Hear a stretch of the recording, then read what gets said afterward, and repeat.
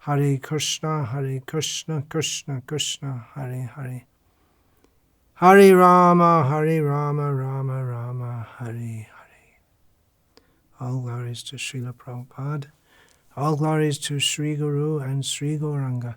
Continuing the discussion of Sri Vishnu Sahasranama, the discussion of the name Bhakta Vatsala, the Supreme Lord who is protective, loving, nourishing, affectionate toward his devotees.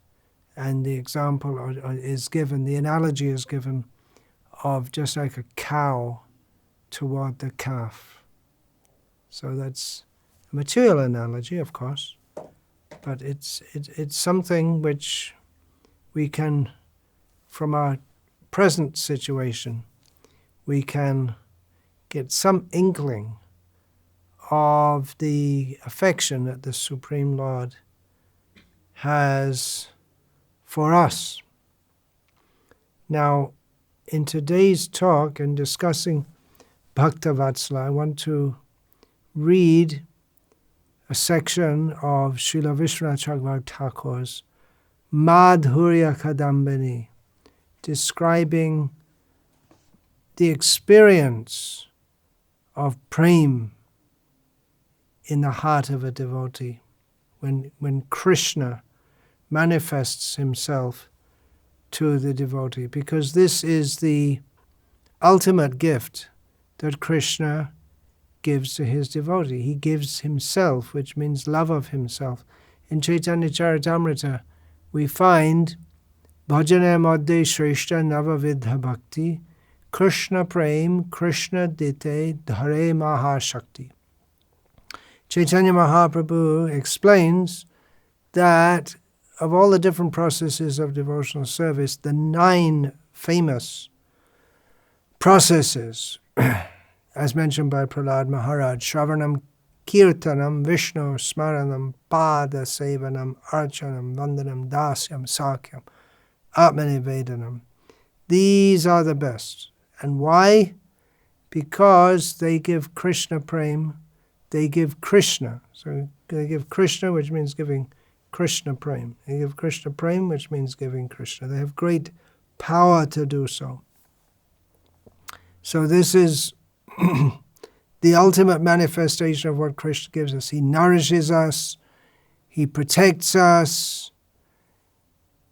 Ultimately, he gives himself, he gives love of himself. And it's, Vishnu Thakur will describe how it's an overwhelming experience. It's this Jogiradhayan Nirvishesha Gyan Ekani Napai Stiti. I was quoting that yesterday, that what the yogis seek, what the impersonalists seek in their spiritual journey is peace. They want to get free from the ashesha, klesha, nishesha. This is the situation of material life. The unending, unlimited sufferings of material existence. So it's intelligent to want to get free from that suffering, to attain shanti, shanti, shanti. But as we will hear from Vishwanath Thakur, there's the ashanti, the non-peacefulness of a devotee, which almost seems to rip him apart. Emotions, his emotion. The yogis, their aim is chitta vritti nirodha, just stop all the activities of the mind and the senses, just stillness, complete stillness. But the devotee has a different experience, and we may not be there. We're all in the gutter, but some are looking up at the stars, said Oscar Wilde, an Irish poet who had no idea of devotional service, but he, like many people, who didn't have any idea of devotional service, many intellectuals in the West, and not just intellectual, they're not just hardcore scientists or empiricists, they're romanticists. They have an idea of there's something sweet beyond the grind of everyday life.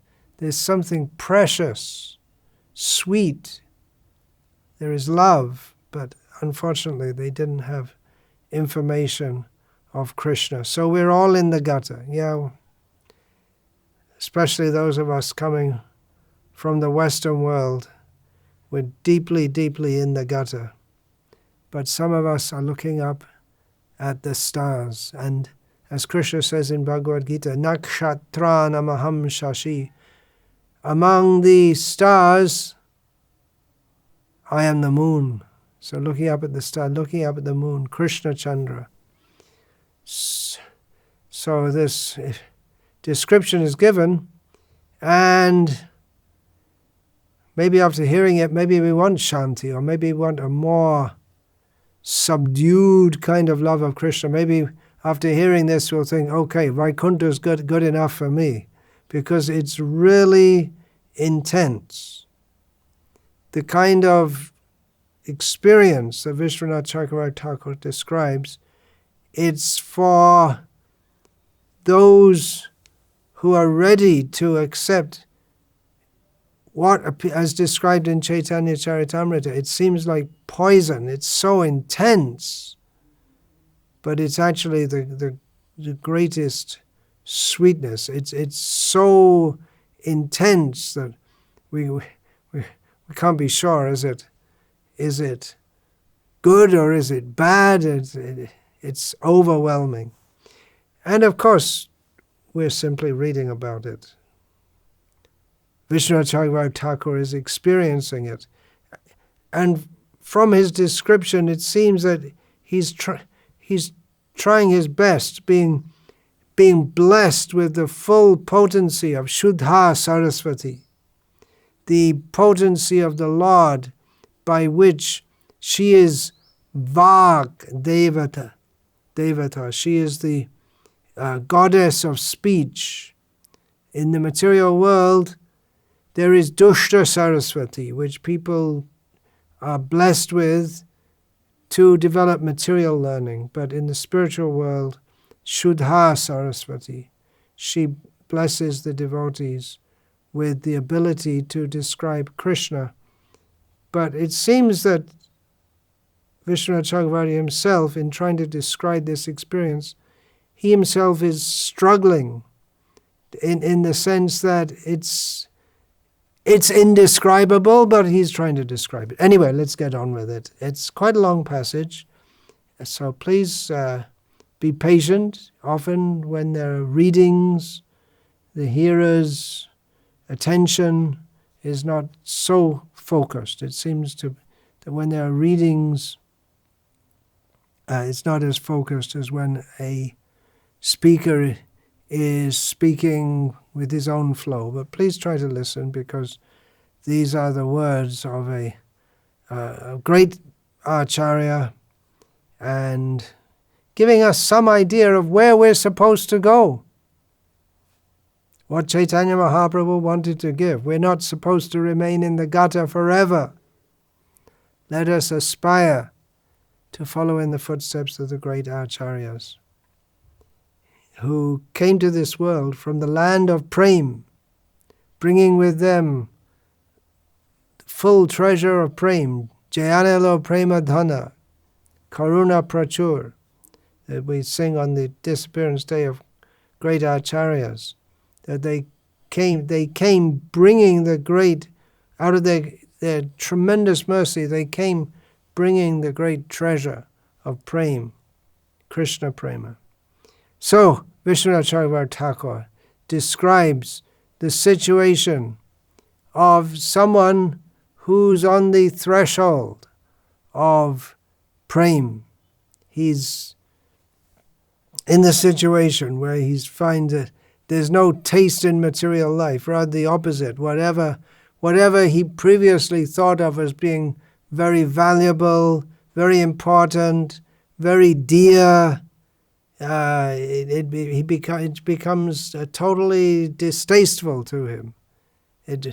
His whole experience of trying to enjoy this material world through his senses, it becomes totally as if repulsive to him. Then what happens? Then prem, just like a magnet. Krishna means who attracts.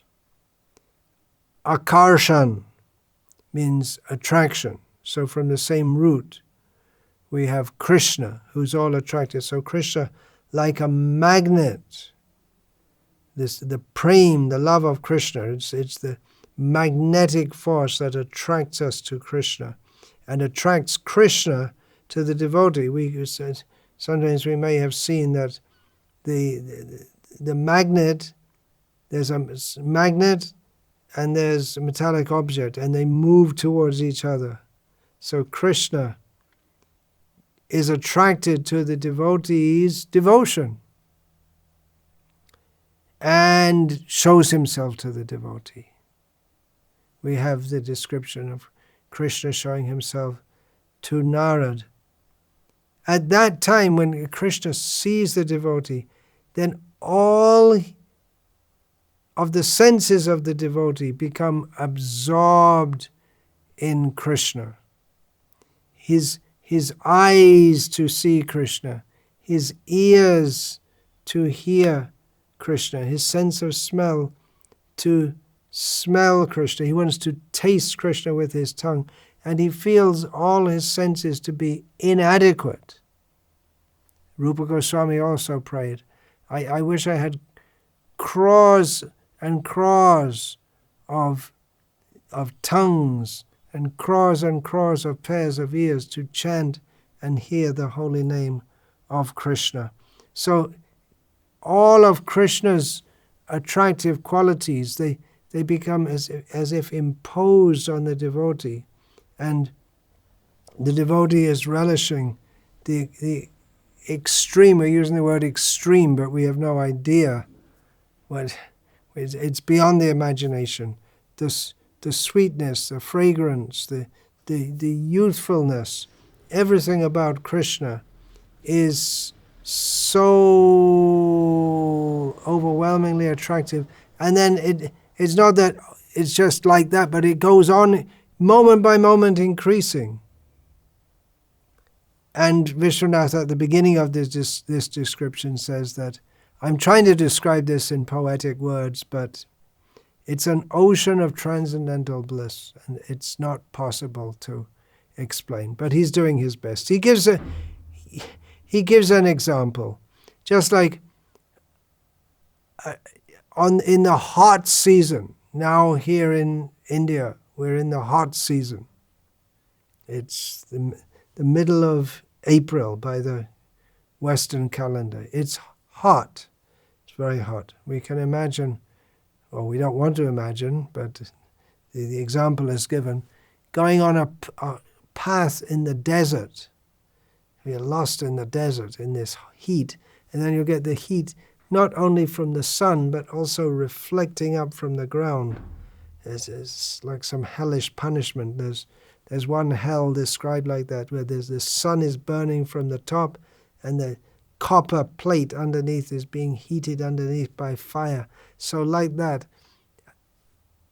So you're just scorched, and then all of a sudden you come across an oasis with nice shelter from the sun and profuse supply of cool water under a banyan tree, or like an elephant, similar example, an elephant caught in a forest fire with no escape, thinking now I'm finished. Then all of a sudden, the rain clouds burst, The rain clouds appear and burst. And this Vishwanath Chakravarti Thakur also gives this example. We sing it every day. Sangsara dava nala lidha loka tranaya karanya ghana ghanatvam praptasya kalyana gunarnavasya vandegaroshi charnaravindam. The mercy of the Guru, bringing the mercy of Krishna, just like thick rain clouds which pour down water to relieve the forest fire of material existence, which we in this material world we're all afflicted by that. So the elephant, and caught in a forest fire, no escape, and then all of a sudden the rain clouds come and burst, and the forest fire is extinguished, the elephant is cooled. Unexpected relief. A person suffering from a mortal disease, very painful disease, he's brought some nectar, quaff the nectar. It tastes so nice. I'd lost any hope of there being anything.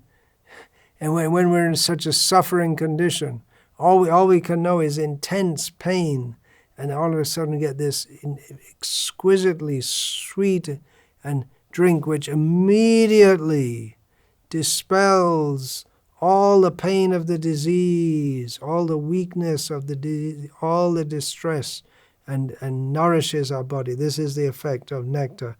So all of these are just some examples which don't really explain the experience of perceiving Krishna directly with our senses. This is Krishna's greatest gift to us. He gives himself. First of all, the Krishna, he reveals to the devotee his own beauty. He impresses on the mind of the devotee, or the devotee becomes aware of the beauty of Krishna. And then what happens, that all of his senses, he wants to use them for seeing. He wants to use his ears for seeing Krishna. He wants to use his tongue for seeing Krishna. He wants to. The sense of sight is so attractive to him, seeing the form of Krishna, that all he wants to do is see Krishna. But in the meantime, he has paralysis, and tears are flowing from his eyes, and he collapses in bliss.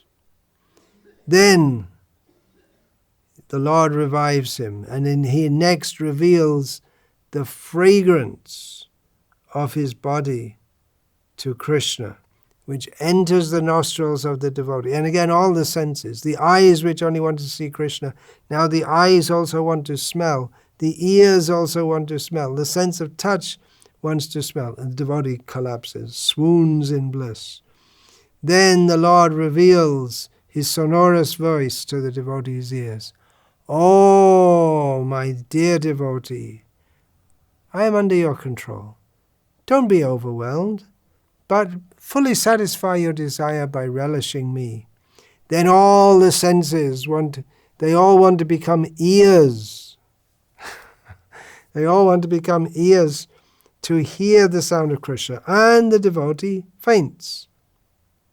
Then the Lord again touches.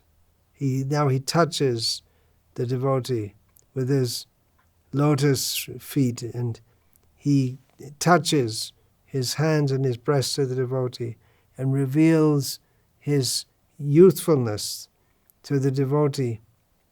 He touches the devotee. How is that?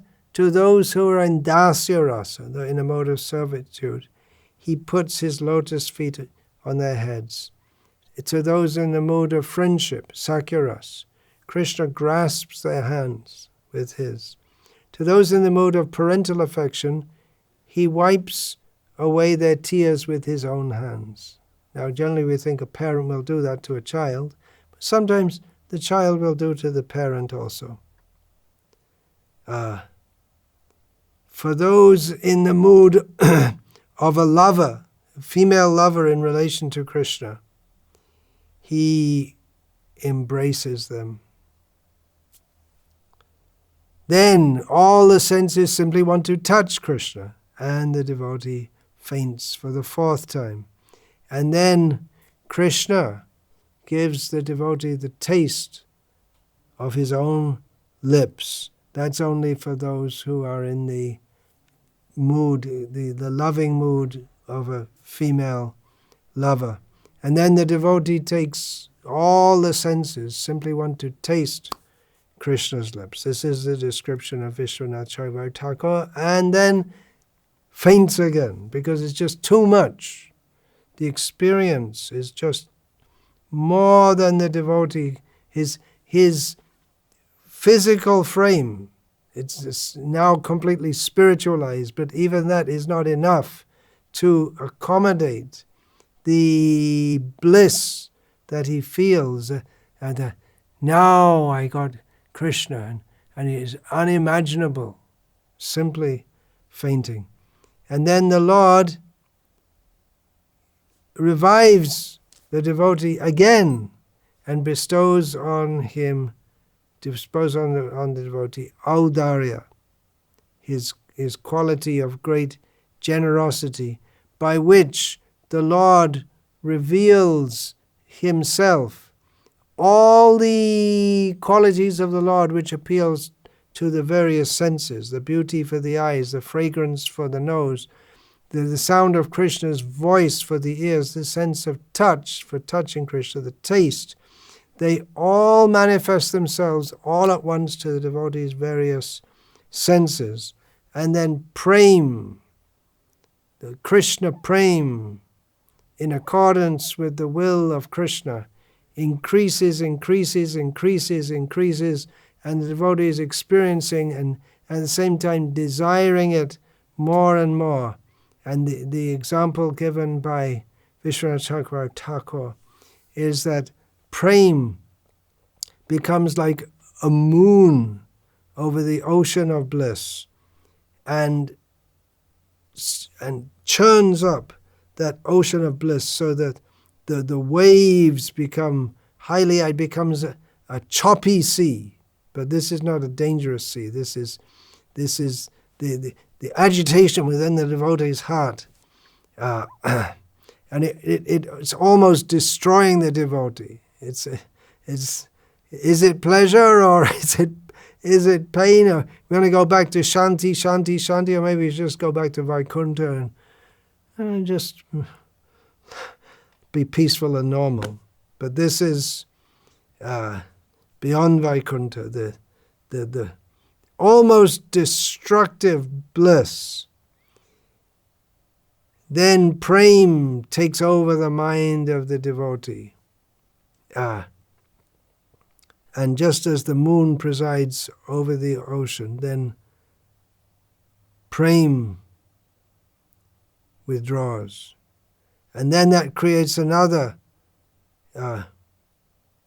kind of friction. There's been another kind of friction, that all the different tastes. I want to see Krishna, I want to hear Krishna, I want to taste Krishna.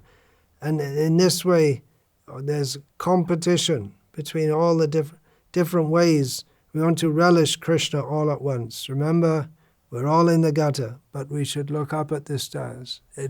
We're not going to go there just by hearing about it. We have to follow our sadhana, serve Krishna, become free from all material desires. But this is where we are meant to go. Vishwanath Thakur is revealing to us something of his own experience. And then the power of prema allows the devotee to experience all these different tastes simultaneously. And it's not that any one of them becomes...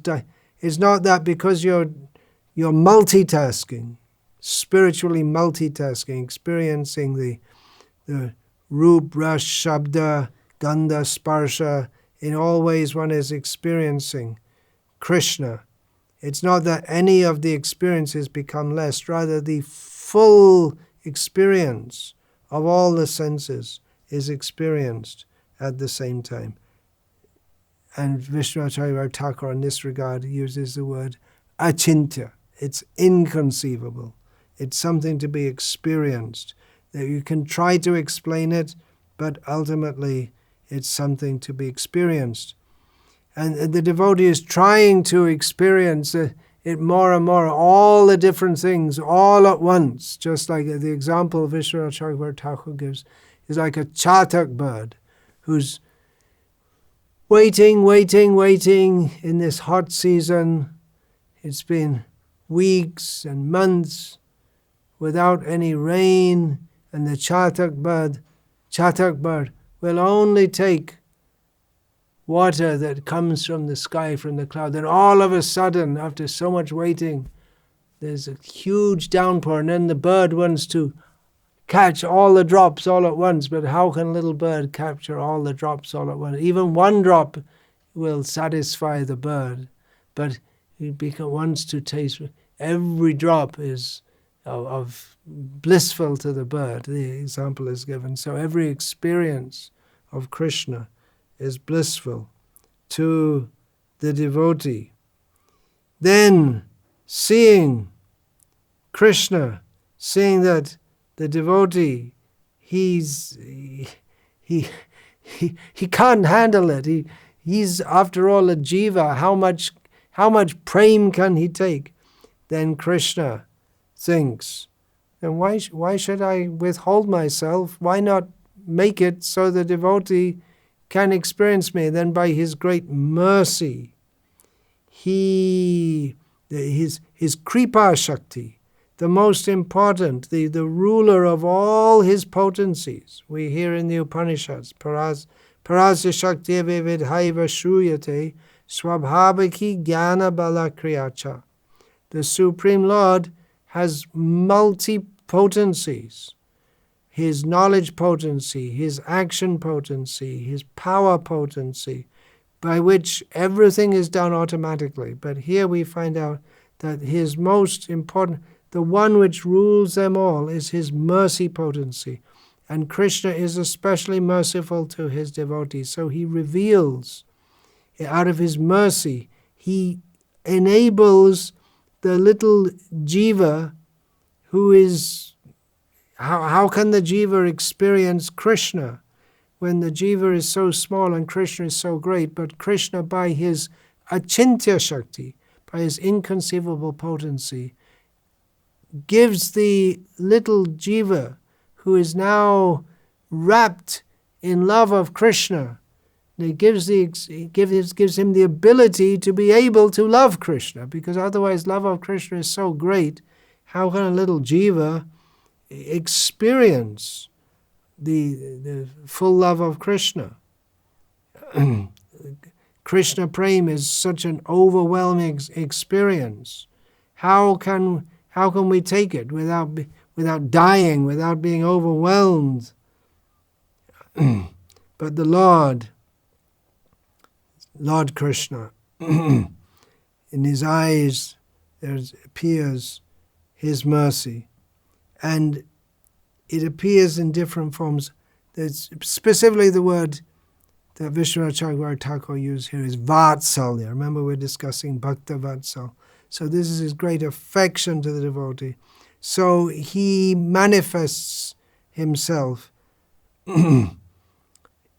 as the master to the devotee who wants to relate to him in the mood of a servant, as a friend in the mood of someone who wants to relate to him as a friend, and so on.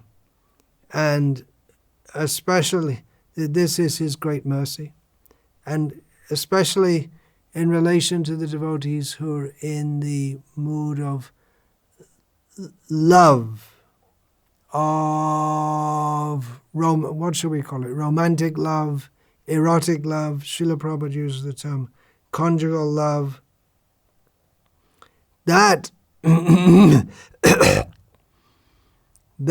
particularly that approach to Krishna of romantic love, sexual love, if you want to. Yeah, it's Adi Rasa.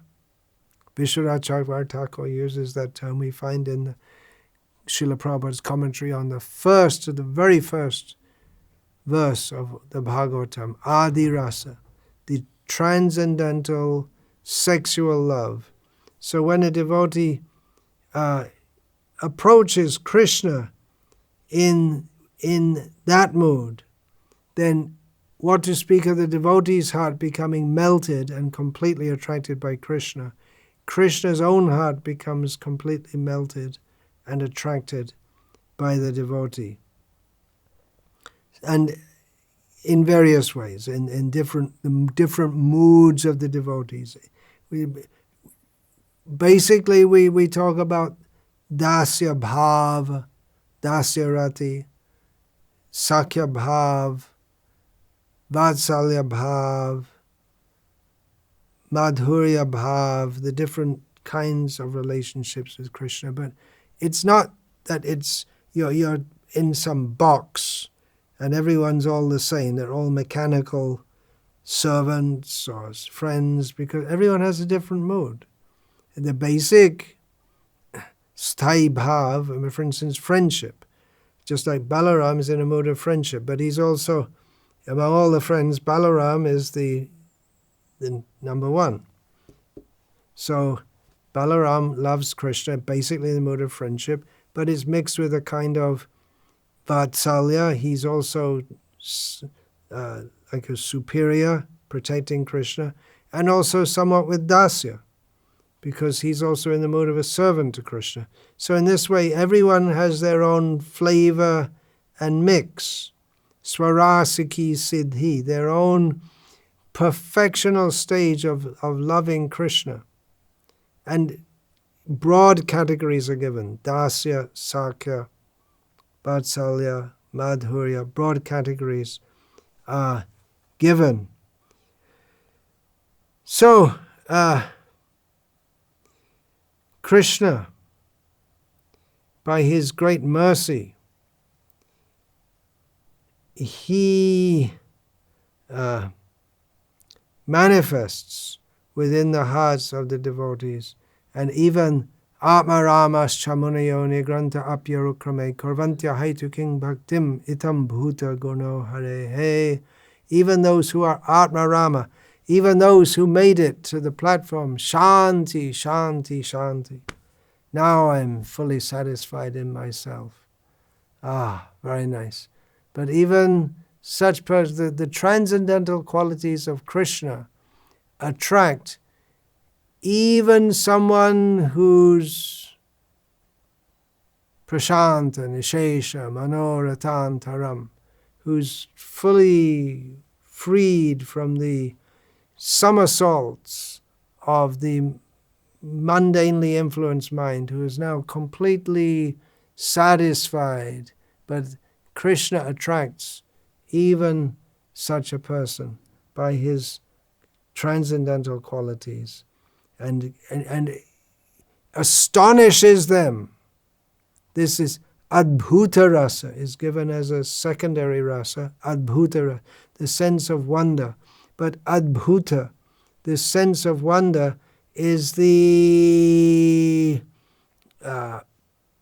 specific characteristic of all rasa, something wonderful, just like every time the devotees see Krishna, they think something new, fresh, wonderful, as if they, amazing, as if never seen before, amazing, and how blissful, how wonderful.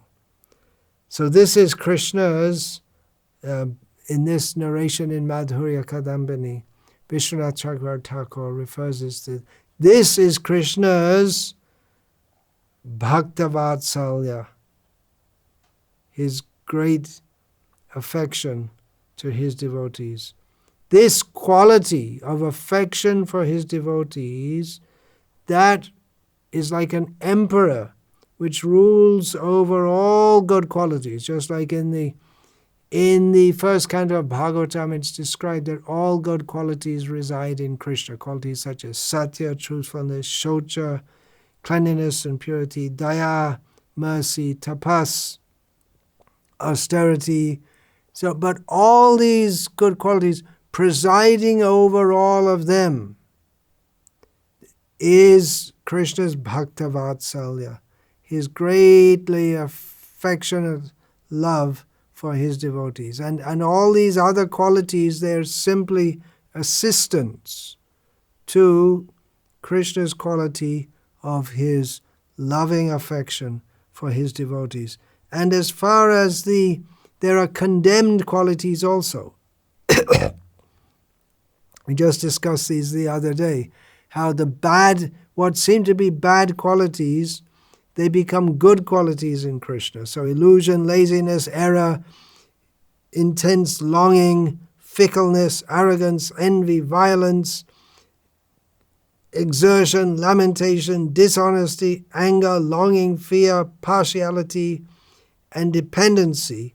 These material qualities are not present in the body of the Lord, but by the agency or for the sake of this Bhakta Vatsala, Krishna, especially in his more human-like avatars, Rama and Krishna, these qualities become manifest, but for the sake of enhancing Krishna's love for his devotees. And now these faults become qualities. And in a previous talk, I read about that, how the apparently bad qualities become good qualities when they're exhibited, when they're manifesting Krishna for the sake of pleasing his devotees. Because everything Krishna does is to enjoy himself. And how does he enjoy himself? By pleasing his devotees. And how are his devotees pleased? By Krishna. They simply want to please Krishna. And devotee simply wants to please Krishna, and Krishna simply wants to please the devotees. This is the loving competition which goes on. So the devotee is going on and on and on, is seeing the Lord, hearing the Lord, touching the Lord, tasting the Lord, smelling the Lord, and it is just going up and up and up and up and up and up in his experience. We can simply imagine. We can hardly imagine, but we can begin to imagine because Vishwanath Thakur has kindly revealed this to us. So the devotee's heart is melting away, and at the same time experiencing all this, and at the same time contemplating how merciful is the Lord, how much he is Bhakta Vatsala, that even I hardly have any love whatsoever, but the little glimmer of love, something is there, and Krishna is just overwhelming me. How much Krishna is Bhakta Vatsala, the devotee is thinking. And then the Lord says to the Krishna, from his own kindness, says the devotee, "Oh, you are such a good devotee, for so many births you renounced the pleasures of home, wife, wealth, children, and all these simply for the sake of serving me. You went through so many miseries, so much difficulty you accepted, sometimes cold, sometimes heat, sometimes hunger, sometimes thirst, pain, disease, taking to a life of begging, being scorned by other people. What can I do for you? I can't give anything to you. You have so much pleased me. I've become your debtor." This is Krishna speaking to the devotee. And I could give you I could make you the Lord of the universe, or make you a great mystic yogi, but you're not interested in that. You give to a hungry man some straw which is suitable for cows. What's he going to do with that? So if you're a materialistic person, so many materialistic people come to Krishna. They want dhanam, janam, sundari, but a devotee already finished with already finished. Why this wealth, women, followers? What can I give you? Krishna says. It's a simple thing. People come to the temple, they come to the mosque, they come to the church, they pray, give me this. Okay, all right, you want it? Okay, take it, all right. And the devotee comes, I only want you, and what can I give? And then the devotee, then the Lord is obliged. Yes, you got me. I say, ye yatamang prapadyante tangstataiva bhajami aham. I give myself, I reciprocate with my devotees. And devotees say, well, I want to give myself to you fully. And then what have I got to, what can I give in recompense? How can I reciprocate? Then I can only give myself to the devotee and become conquered by the devotee. And then the Lord becomes the devotee of his devotee. And then the devotee hearing this, these very sweet and affectionate words in his ears, the devotee says, oh, you're my master. You're an ocean of mercy. And how deep is the ocean? Maybe nowadays the scientists, they're always trying to do all kinds of things. What do they call it? A bathyscope or something? They go down, down, down and try to plumb the depths of the ocean. But if you're on a boat, you can't find how deep does it go? Maybe previously people, they let down chains or something to try to, but they can't find how deep does the ocean go. So Krishna's mercy, it's like that. We can't find the bottom. There's no bottom to it. Even if we think we've found the limits of Krishna's mercy, then Krishna's mercy will expand more. The devotee says, I was being eaten, I was being attacked, devoured by the crocodiles of the sufferings of material existence, endless birth and death. It's in the terrible current of material existence, and in that water there were the crocodiles of material miseries, and you, simply by your glance, you saved me from that. It's reminiscent of Gajendra, one of the most famous narrations, how the devotee even had come down to the level of being a dumb animal, but Krishna personally came to save him. Unfathomable mercy of Krishna. You are beyond all the material planets. What have you got to do with me? It's here in this material world. But your heart is soft like butter, and it melts with compassion. Little, even the slightest fire of love for you, and your heart melts with compassion. The devotee is praying to the Supreme Lord. In the form of the Guru, you destroy ignorance and lust which keep us from you. And then with just like your wonderful form is like the Sudarshan Chakra, which again reminding us of the Gajendra Leela, you cut those crocodiles and free me from the clutches of their teeth. If a crocodile catches your arm or your leg, you're finished. You can't get free. What are you going to do? Only way, Sudarshan Chakra will come, cut the head of the crocodile. So there was my desire to serve you, just like a maidservant serves you. So you, as the Guru, you gave me the syllables of your mantra. You destroyed my suffering, and then you gave me the process of constant hearing and chanting and remembering your qualities and name, and purified me. We should go on with this. That day will come. Kobe hobe bolo shede nama, amar aparada gucci, shuddha nama ruchi, kripa bole hobe hridaya sancha. That day will come. If we go on with this process of hearing and chanting, trying to become free from offenses Bhaktivinoda Thakur is praying, when will that day come? The holy name will manifest in our hearts.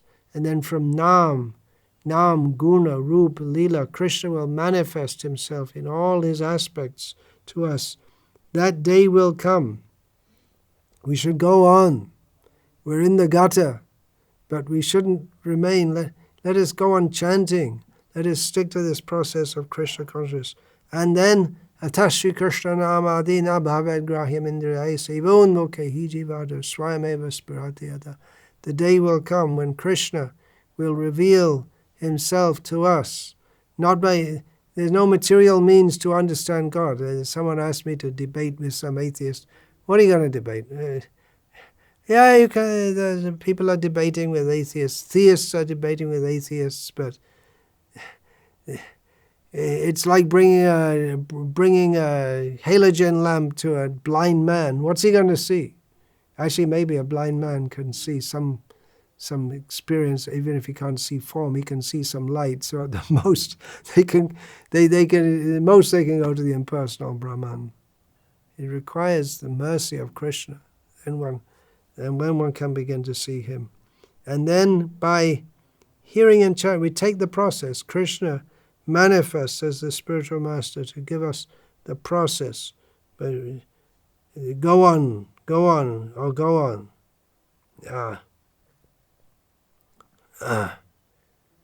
There's a song by Bhaktivinoda Thakur that's in Sharanagati. Oh, hey Dinajan, that Chaitanya Mahaprabhu, he has come in this Kali Yuga to lift up so many fallen people. So you can also, Tumi Ojaya, you also go get that mercy. Oh, hey Dinajan, in the form of the Guru, Chaitanya Mahaprabhu comes and gives us the process. You do the chanting, you go on with it, keep on doing it. And this way, by going on chanting and hearing, Krishna will reveal himself. The suffering will go away, and gradually the remembrance of Krishna will come.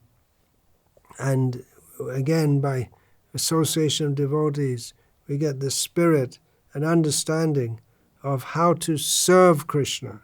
We may say how to serve Krishna. Okay, sweep the floor, but it's not just sweeping the floor, but it's the whole attitude of serving Krishna. So the devotee prays that I'm very stupid, I'm very fallen, I'm the lowest, and I haven't done any real service to you. And actually, I'm a miserly, selfish person. I deserve to be punished.